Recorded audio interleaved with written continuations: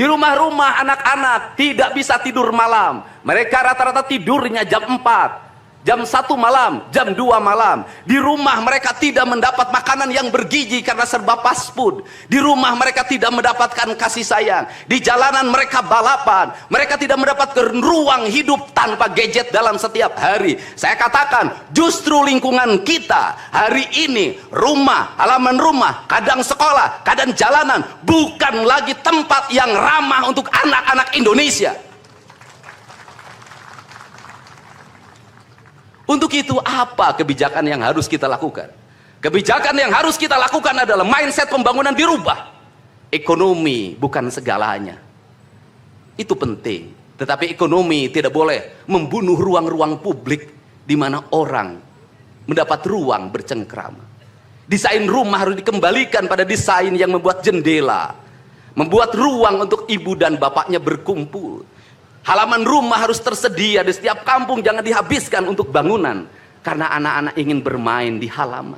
Lapangan bola di setiap desa harus ada. Karena apa? Karena mereka terus berinteraksi olahraga. Sungai-sungai harus dijernihkan. Karena anak-anak orang miskin tidak bisa berenang di kolam renang yang berbayar. Mereka harus berenang di sungai-sungai yang jernih. Gunung-gunung harus dihijaukan. Karena anak kita perlu hiking dan traveling dalam setiap waktu.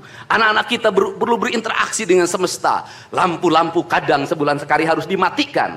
Agar anak kita bisa menatap langit, melihat bulan dan bintang. Bahwa dia adalah bagian dari cakrawala yang indah. Negeri ini sudah sesak dengan uang di kepalanya. Yang akhirnya apa? Pendidikan hanya menjadi ucapan dan tingkatan S1, S2, dan S3. Tapi pendidikan lupa ada nilai esensial yang harus dihidupkan dalam relung hati manusia. Pendidikan Indonesia adalah mewujudkan manusia Indonesia seutuhnya. Mewujudkan manusia Indonesia seutuhnya. Dalam falsafah Sunda disebutnya Pancawaluya. Cager, bager, bener, pinter, singer. Itulah falsafah pendidikan asasi. Maka falsafah pendidikan asasi dalam kaidah Sunda disebutnya kalimatnya begini. Kawung mabur sarulukna sama kelengiten pandana. Ciamis tinggal paitna, Ciherang tinggal kiruhna. Resi lengiten ajina pandita ilang komara. Kaduruku hawa nafsuna. Bangkong di kongkorong kujang. Kacai mawacameti. Saya hanya falsafah ini. Apa itu bangkong di congkorong kujang? Kujang adalah senjata. Bagi orang Sunda adalah sebuah kehormatan diri. Kujang. Kujang, tetapi kujang tidak bisa dikongkorongkan pada bangkong. Kalau bangkong dikongkorongkan oleh kujang, bangkong itu anak-anak di bawah umur.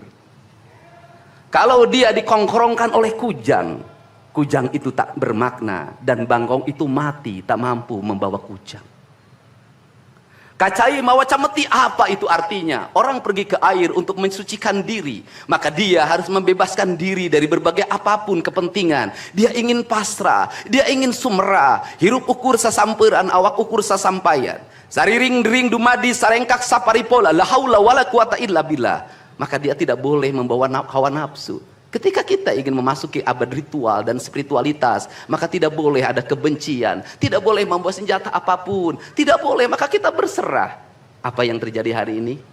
Orang-orang yang setiap hari bicara tentang kesucian, lidahnya menyakiti orang lain, menusuk orang lain, membawa api peperangan pada saat orang menuju kesucian. Bahkan bisa jadi menghinakan orang lain, itu dianggap bagian dari kesucian. Tidak ada anak nakal. Tapi orang Sunda itu menyebutnya budak bangor. Budak bangor itu beda dengan nakal.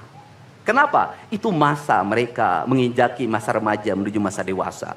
Maka di hari kebangkitan nasional ini, pemerintah Provinsi Jawa Barat, sekolah yang hari ini berjalan, ada pendidikan karakter, ada bela negara. Saya akan meresmikan menjadi Sekolah Kebangsaan Jawa Barat Istimewa.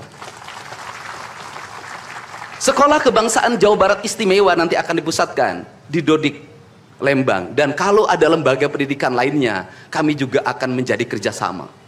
Mereka yang bersekolah di situ bukan anak-anak yang tawuran, bukan anak-anak yang minum, bukan anak-anak korban dari ML, tetapi juga nanti anak-anak yang memiliki kemampuan akademik yang tinggi, anak-anak yang memiliki kemampuan pikiran yang tinggi.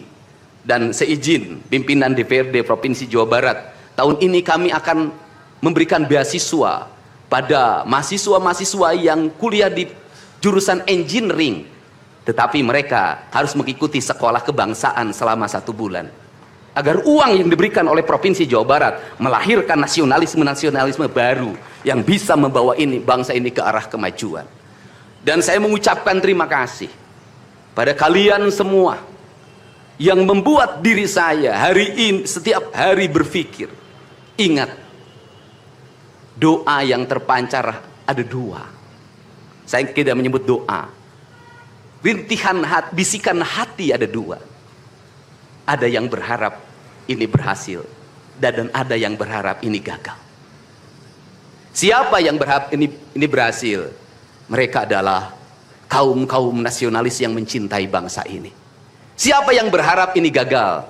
Para nyinyir dan para pembenci yang menjadikan politik sebagai tujuan hidupnya, tanpa pernah bisa membedakan mana kepentingan politik dan mana kepentingan kebangsaan. Walaupun kebijakannya baik, karena beda dengan politiknya dia mengatakan buruk, dan walaupun kebijakannya buruk karena sama dengan politiknya dia katakan baik. Ini orang yang tidak punya spirit nasionalisme. Dia hidup mempertuhan politik dalam setiap waktu.